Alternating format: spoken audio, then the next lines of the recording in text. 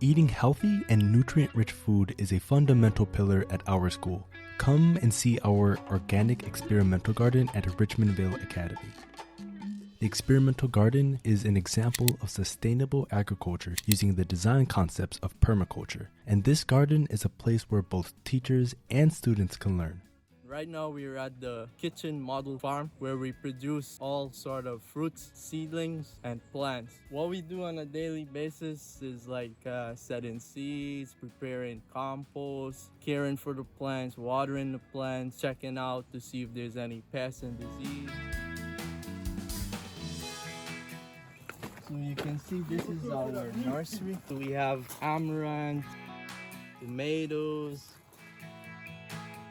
okra, mint, pineapples, lettuce, passion fruit, rosemary.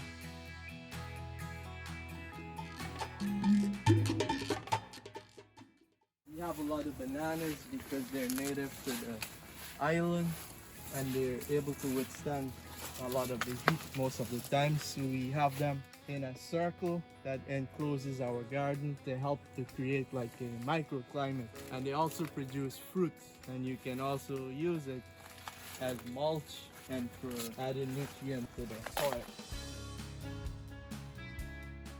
Now we have 6 beds in the gardens. They're all occupied at the moment. You can see we have spinach, basil, and also beans.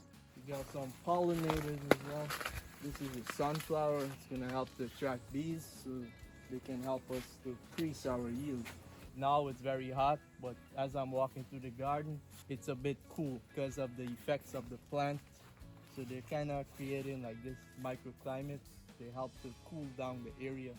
You can see we have plants or fruit trees that are strategically placed around.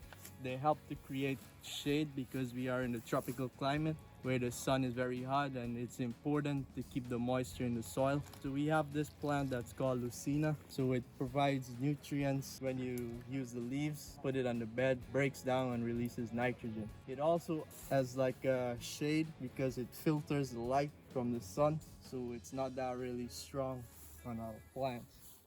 Learning from our experimental garden on how to grow crops using permaculture serves as an example to show visitors and teach residents of St. Vincent about organic farming. We learn from local farmers by creating a constant exchange of knowledge between us. We learn more about their work, experiences, and challenges that they face on their day-to-day lives.